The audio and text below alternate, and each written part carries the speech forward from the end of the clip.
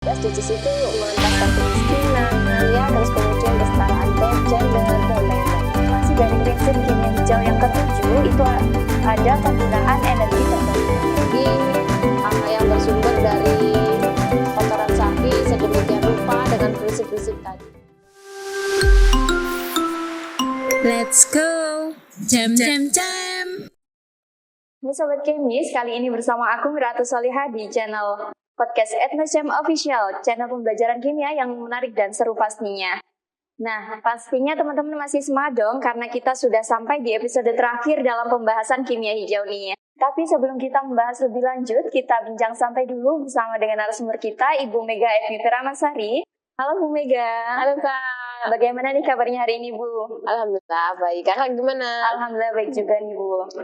Di episode kemarin kita sudah membahas proses kimia dalam kehidupan sehari-hari terkait hal-hal yang tidak sesuai dengan prinsip kimia hijau. Nah, bagi teman-teman yang belum menonton videonya, bisa ditonton terlebih dahulu di link video ini ya teman-teman. Nah, sekarang kita akan membahas mengenai kegiatan-kegiatan yang mendukung prinsip kimia hijau nih. Nah, mungkin langsung saja nih Bu Mega, kita langsung membahas apa sih itu menciptakan kegiatan yang mendukung prinsip kimia hijau nih Bu. Menciptakan kegiatan yang mendukung prinsip kimia hijau ya pastinya kalau kita kemarin sudah belajar tentang ada 12 prinsip kimia hijau ya yang kemarin sudah kita bahas. Nah, kalau kegiatan yang mendukung prinsip kimia hijau berarti umat manusia atau seluruh lapisan masyarakat itu menciptakan aktivitas entah itu setiap hari atau dia itu setiap minggu, setiap bulan atau setiap tahun yang sesuai dengan prinsip-prinsip kimia hijau yang selaras atau mendukung. Nah, contohnya apa? Kayak misalkan kita bersih-bersih ya, tapi dengan mengolah sampahnya dengan baik. Nah, terus kemudian kita penelitian tentang sesuatu untuk mengembangkan metode yang lebih aman. Nah, itu kegiatan yang mendukung prinsip kimia hijau. Nah, itu biasanya kita juga melakukan itu, ada banyak kegiatan yang kita itu sudah melakukan sehari-hari tapi kita tidak sadar. Nah, itu Kak, maksud dari menciptakan kegiatan kimia hijau itu apa? Terus ada yang menarik nih Kak, dari menciptakan kegiatan kimia hijau itu ternyata dia itu sesuai dengan prinsip SDGs. Tahu SDGs Kak? Tahu nih Bu. Apa itu Kak? Sustainable Development Goal. Nah, betul sekali. SDGs itu adalah suatu gerakan yang lagi digadang-gadang, yang lagi intinya tuh viralkan ya oleh seluruh dunia. Semua dunia itu lagi didorong untuk melaksanakan SDGs. SDGs itu ada banyak. Apa aja itu SDGs? Kalau tidak salah ada 17 ya. Iya, betul. Apa aja Kak kira-kira? Yang pertama itu ada tanpa kemiskinan. Kemudian kalau yang kedua itu ada tanpa kelaparan. Ketiga itu kehidupan sehat dan sejahtera. Keempat itu pendidikan berkualitas. Kelima kesetaraan gender.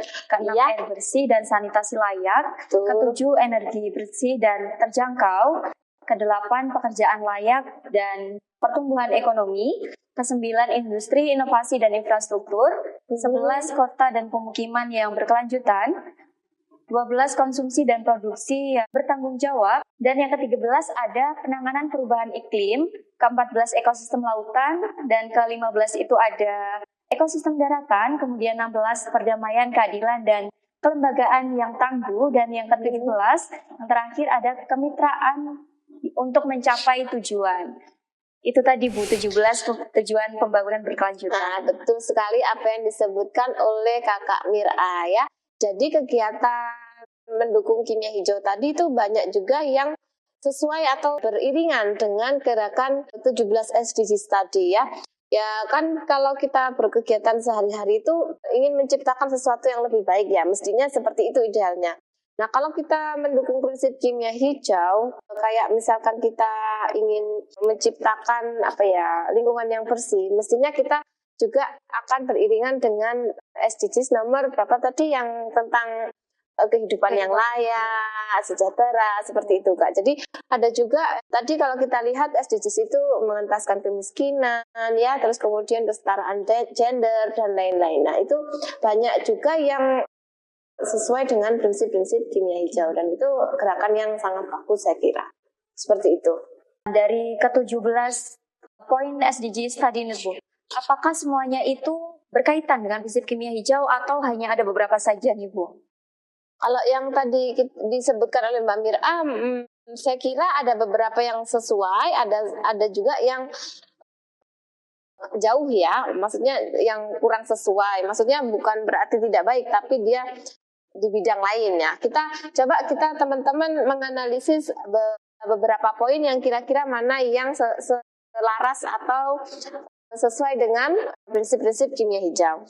Yang pertama tadi dari 17 SDGs tadi mungkin ada poin 3 ya Kak, kehidupan sehat dan sejahtera itu akan berkaitan dengan prinsip kimia hijau nomor 3, yaitu sintesis kimia yang bahan bahayanya sedikit. Itu seperti ini misalkan, kalau kakak itu mengembangkan suatu metode atau membuat sesuatu dengan bahan kimia yang banyak bahayanya, ya, tentunya akan membahayakan kesehatan kakak dong. Entah itu secara langsung atau tidak langsung. Entah itu nanti polusinya yang membahayakan atau bahannya sendiri yang membahayakan.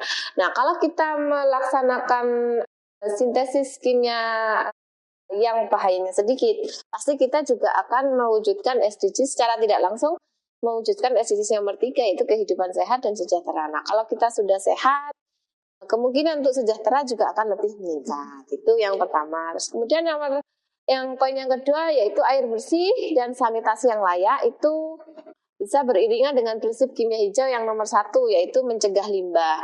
Nah, itu maksudnya bagaimana? Nah, ini seperti ini Kak.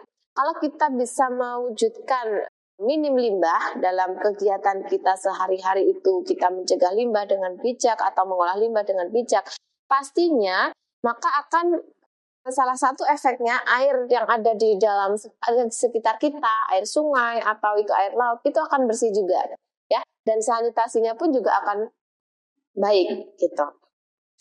Karena apa? Contohnya begini Kak, simpel aja ya di kehidupan kita sehari-hari. Banyak rumah tangga yang kita kan membuang limbah rumah tangga itu di selokan. Terus selokannya pada umumnya kalau di Indonesia itu masih tidak diolah kan, nah, diolah dengan bijak, sehingga ketika selokan itu nanti masuk ke badan airnya langsung ke sungai. Nah, sungainya itu nanti tercemar oleh bahan-bahan kimia yang berbahaya bagi lingkungan. Contohnya bahan kimia yang ada di deterjen, sabun cuci tangan, sabun cuci piring, sabun mandi. Kelihatannya sedikit Kak, tapi kalau numpuk kan bisa menjadi akumulasi jadi banyak. Jangan dikira limbah rumah tangga itu juga tidak berbahaya, justru karena dia melimpah banyak sekali juga bisa membahayakan lingkungan. Nah, kalau dalam rumah tangga kita bijak terhadap penggunaan sabun, deterjen, itu kita bisa mencegah limbah sehingga airnya akan bersih dan sanitasinya juga akan layak. Nah, terus kemudian ada juga SDGs nomor 7, yaitu tadi ada energi bersih dan terjangkau. Nah, itu akan berkaitan dengan prinsip kimia hijau yang nomor 7 juga, yaitu penggunaan bahan baku yang terbarukan. Sebenarnya seperti ini ya Kak ya, kalau kita menggunakan bahan baku atau sumber energi yang terbarukan, itu biasanya akan minim dari emisi, biasanya seperti pada umumnya seperti itu. Nah, kalau kita minim emisi yang relatif tidak baik terhadap lingkungan, maka itu kita akan mewujudkan energi yang bersih, maksudnya itu emisinya akan bersih. Kemudian biasanya kalau kita menggunakan energi yang terbarukan, itu juga nantinya akan relatif terjangkau. Tapi untuk sekarang masih banyak teknologi dari sumber energi yang terbarukan yang masih dalam penelitian, tahap pengembangan, sehingga seolah-olah itu semacam lebih mahal. Tapi suatu saat saya yakin kalau kita nanti lebih berkembang ilmunya, terus kemudian penelitiannya lebih kompleks lagi, lebih tertata, kemudian lebih berkembang lagi, teknologinya lebih berkembang, saya yakin suatu saat energi terbarukan itu akan sangat murah gitu, relatif terhadap energi fosil yang saat ini. Energi matahari kita sumbernya tidak beli loh Kak, mestinya dia bisa diolah dengan bijak dan nanti akan suatu saat akan lebih terjangkau. Terus kemudian ada juga SDGs yang nomor 13 tadi, ada yang penanganan perubahan iklim ya Kak. Ini berkaitan dengan prinsip kimia hijau yang nomor 11, yaitu analisis real time untuk mencegah polusi. Kemarin kita sudah belajar tentang apa itu analisis real time untuk mencegah polusi, karena salah satu tujuannya adalah yaitu secara tidak langsung kita ingin mengendalikan perubahan iklim. Sekarang kan perubahan iklim itu sangat ekstrim ya Kak ya. Kita sendiri di Indonesia juga merasakan ya. Kadang harusnya musim hujan masih kemarau terus. Atau sebaliknya, harusnya sudah kemarau kok masih hujan terus. Itu adalah salah satu indikasi bahwa iklim di dunia ini sudah bergeser. Karena apa? Salah satunya adalah karena efek rumah kaca, ya emisi karbon, emisi macam-macam ya. Nah, kalau kita itu bisa menganalisis real time untuk mencegah polusi tadi, yaitu secara tidak langsung kita juga ingin mengendalikan perubahan iklim tadi, Kak. Yang selanjutnya yaitu nomor 14, yaitu ekosistem lautan, dan ekosistem darat. Itu berarti nomor 14 dan 15 ya Kak ya. Itu akan berkaitan dengan prinsip kimia hijau yang pertama, yaitu mencegah limbah. Sama seperti tadi ya, kalau kita sudah bisa mencegah limbah atau mengolah limbah dengan baik sebelum dibuang ke alam, maka pasti secara langsung atau tidak langsung, maka ekosistem lautan, ekosistem darat, ataupun bahkan ekosistem udara juga akan terjaga sih Kak. Gitu. Nah itu tadi ya Sobat Kemis, ada 6 SDGs yang berkaitan dengan prinsip kimia hijau.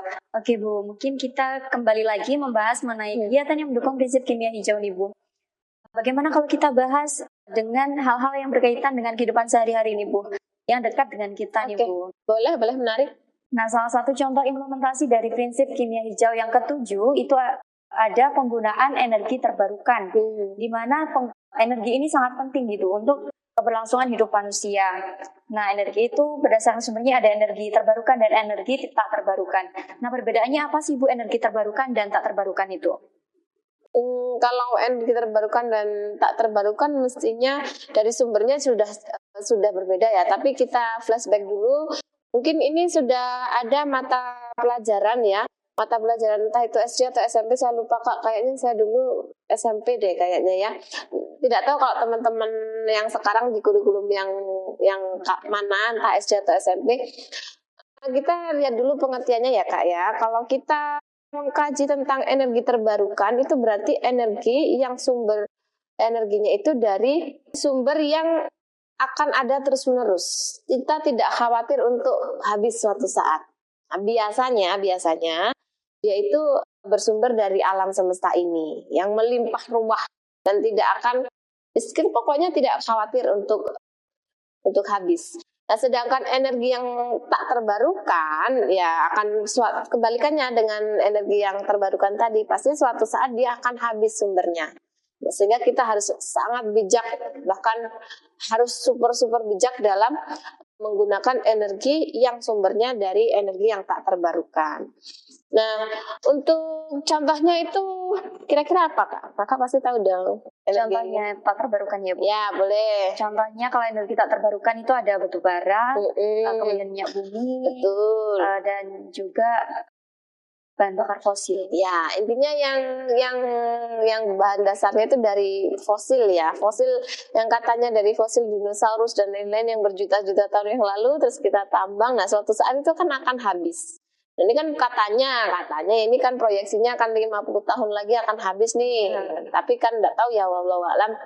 Karena sekarang masih kontroversial. Nah, maka dari itu diperlukanlah energi terbarukan. Energi yang suatu saat itu kalau yang energi yang tak terbarukan ini habis, kita sudah punya cadangan energi yang terbarukan tadi. Ya, contohnya ya kayak kita memanfaatkan energi angin untuk membangkitkan listrik, kemudian kita menggunakan energi air ya juga untuk membangkitkan listrik, membangkitkan mungkin mesin dan lain-lain. Tapi suatu saat bisa jadi nih air itu menjadi energi yang tak terbarukan karena kelangkaannya ya kan. Kalau kita tidak bisa menjaga hidup kita, menjaga lingkungan kita, bisa jadi siklus air menjadi terganggu ya Kak ya, sehingga nanti sumbernya jadi kekeringan, jadi langka deh air. Kemudian kita juga ada energi Kak, sinar matahari. Nah, itu kayak sel surya itu kan lagi dikembangkan ya. Untuk sel surya itu untuk listrik. Nah, itu salah satu jenis salah satu contoh-contoh dari energi terbarukan. Intinya yang kita tidak khawatir lah dari alam biasanya. Nah, terus dari kedua sumber tadi itu juga ada perbedaan yang mendasar lagi, Kak, yaitu dari pasti ada plus minusnya ya. Nah, kalau so far untuk sekarang dari energi terbarukan itu ada kelebihannya, yaitu pastinya kalau karena kita dari alam pasti minim energi dan polusi dong, ya kan? Ya, itu akan minim polusi dan minim emisi. Terus kemudian bisa digunakan secara terus-menerus tanpa khawatir. Lalu kita juga karena kita mengembangkan dari alam, maka kita mendorong kita untuk mandiri energi, tidak tergantung pada pemerintah, tidak tergantung pada suatu BUMN yang mengolah energi tertentu. Tapi kekurangannya juga ada, Kak, karena sekarang penelitiannya masih terbatas, pengembangannya masih terbatas, sehingga untuk sekarang energi terbarukan itu juga masih relatif jarang dan sehingga agak mahal relatif ya. Tapi saya yakin suatu saat dia akan lebih murah karena nanti akan semua berbondong-bondong ke sana. Terus kalau energi yang tak terbarukan ada kelebihannya untuk sekarang dia masih relatif lebih murah daripada energi yang terbarukan karena banyak teknologi, sudah banyak penelitian atau banyak rekayasa yang sudah fokus ke mereka sehingga relatif dia itu masih terjangkau dan belum ada saingannya kan kalau sama dengan energi terbarukan masih berkembang. Terus tapi ada kekurangannya juga dong, dia lebih tidak ramah lingkungan ya karena emisi karbon, emisi SOx dan lain-lain. Ya, seperti itu Kak. Pasti ada plus minusnya ya. Semoga kita segera bisa mengaplikasikan energi terbarukan di kehidupan kita. Ya. Nah, ngomongin tentang energi terbarukan ya, ada salah satu desa di Batu itu yang mengembangkan salah satu bentuk energi terbarukan yaitu biogas, di mana kegiatan tersebut itu merupakan kegiatan yang mendukung prinsip kimia hijau nih. Nah, agar lebih jelasnya, mungkin langsung saja kita simak video berikut ini.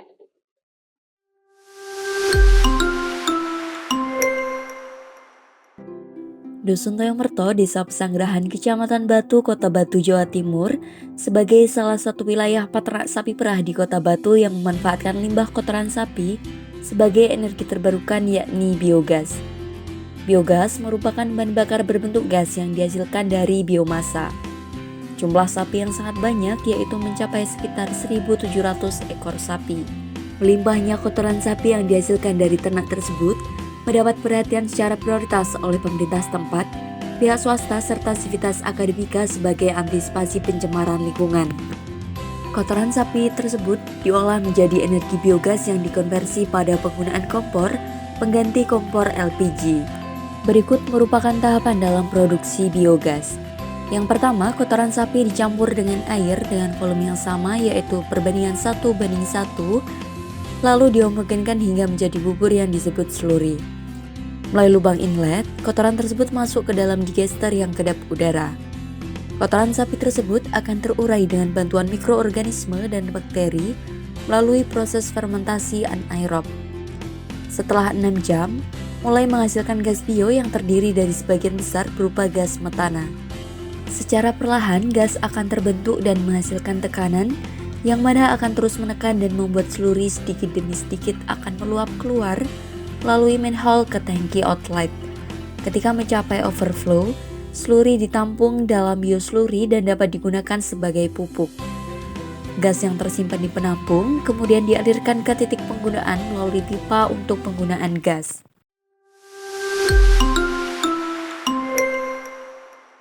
Wah, menarik sekali ya Sobat Kemis, dengan adanya energi biogas tadi tidak perlu lagi membeli LPG untuk memasak nih dan bisa lebih berhemat.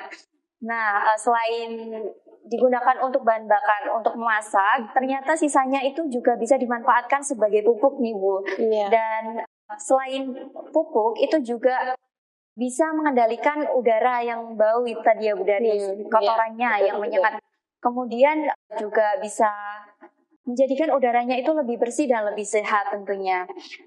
Oke, mungkin Sobat Kemis di rumah ada yang punya sapi nih, boleh dicoba untuk mengembangkan energi biogas ini di rumahnya nih, tentunya dengan arahan dari ahli ya teman-teman. Nah, tadi kan kita sudah membahas mengenai kegiatan mendukung prinsip kimia hijau nih. Nah, dari kegiatan produksi biogas nih Bu. Kegiatan ini tuh mendukung prinsip kimia hijau apa aja nih Bu? Tentunya ada Kak, ada hubungannya dengan prinsip kimia hijau yang ada 12 itu ya. Mari teman-teman kita kaji bersama ya, apa kira-kira proses-proses atau langkah-langkah atau sumber-sumber apa yang mungkin kita bisa kaitkan dengan kimia hijau, prinsip kimia hijau. Yang pertama, kita tadi kalau biogas berdasarkan video tadi itu sumbernya dari limbah kotoran sapi ya. Ya, kalau kita memanfaatkan limbah kotoran sapi, itu pastinya kita berkaitan dengan prinsip yang nomor 1, yaitu mencegah limbah. Ingat, kotoran sapi itu juga termasuk limbah, karena dia dalam tanda kutip dia mencemari udara kan, kita mencemari bau ya. Walaupun sebenarnya dia bisa dimanfaatkan sebagai pupuk, tapi tetap saja dia sebagai limbah. Nah, kalau kita bisa mengolahnya sebagai biogas, bisa memanfaatkannya sebagai biogas, memberikan nilai ekonomi yang lebih ya, bahkan membantu perekonomian kita, pastinya itu akan berkaitan dengan mencegah limbah untuk kehidupan sehari-hari. Kemudian dari sumbernya kotoran sapi kan berarti dari sapi ya Kak ya. Nah, kita tahu kalau sapi itu bisa dibudidayakan atau diternakkan ya. Artinya kalau kita dalam definisi seperti ini berarti kita menggunakan sumber yang relatif bisa diperbarui dong, karena sapi bisa dibudidayakan dan diternakkan ya, bisa terus menerus ada, maksudnya idealnya begitu. Sehingga itu akan berkaitan dengan prinsip kimia hijau yang nomor 7, yaitu menggunakan bahan baku terbarukan. Kemudian karena kita berinovasi ya, membuat energi yang bersumber dari kotoran sapi sedemikian rupa dengan prinsip-prinsip tadi, itu kita mendukung prinsip kimia hijau yang ke-6, yaitu mendesain efisiensi energi, karena dari sapinya bisa dimanfaatkan, kotorannya bisa dimanfaatkan, setelah itu gasnya bisa dimanfaatkan, bahkan ampas dari limbah kotoran sapi yang setelah digunakan untuk olahan biogas tadi masih bisa lagi dimanfaatkan untuk pupuk, sehingga sesuai dengan prinsip kimia hijau yang nomor 6. Mungkin teman-teman di rumah bisa juga menganalisis secara mandiri loh di rumah, apa kira-kira dari biogas tadi yang sesuai dengan prinsip kimia hijau yang lainnya yang mungkin kita kelewatan ya Kak ya. Benar banget Sobat Kemis. Nah baik, sebenarnya banyak sekali ya Bu contoh-contoh kegiatan keseharian kita mungkin yang mendukung prinsip kimia hijau tadi ya. Nah mungkin Sobat Kemis ada yang penasaran contohnya ada apa aja lagi? Mari kita simak video berikut ini.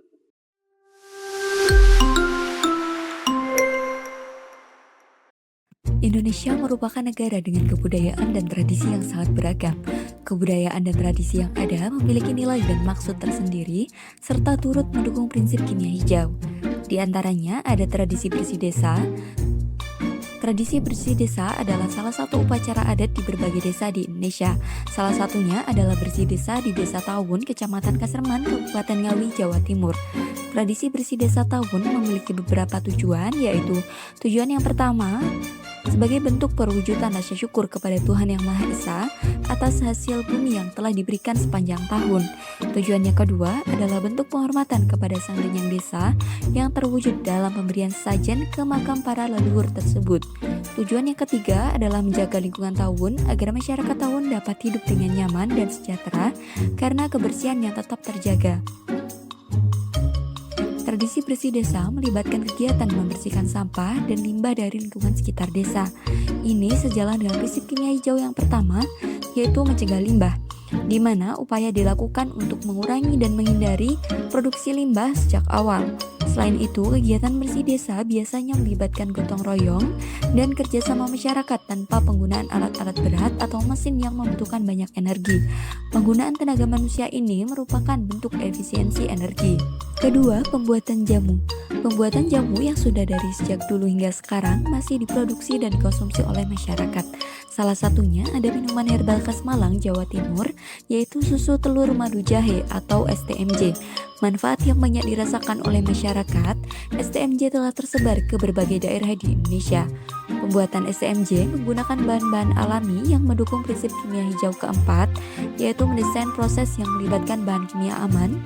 Ketujuh, menggunakan bahan baku terbarukan. Dan kedelapan, mengurangi bahan turunan kimia.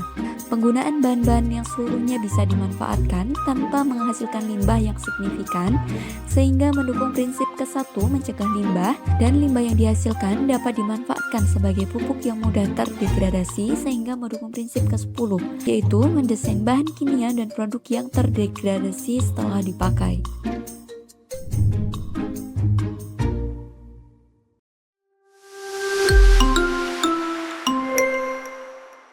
Nah, tak terasa ya kesempatan saya dan Bu Mega untuk ngobrol mengenai kegiatan-kegiatan yang mendukung prinsip kimia hijau sudah berakhir nih. Terima kasih kepada Ibu Mega sudah menyempatkan waktunya untuk pembahasan kita hari ini. Ya, Semoga sama-sama, selalu Kak. diberikan kesehatan dan kemudahan dalam menjalankan kehidupan sehari-hari. Amin. Ya, terima kasih Kak. Dan untuk Sobat Kemis, jangan lupa untuk nyalakan lonceng, subscribe, like, dan share channel pembelajaran kita agar tidak terlewat video-video menarik selanjutnya. Saya Miratus Solihah dan Saya Bu Mega. sampai jumpa di video selanjutnya. Bye.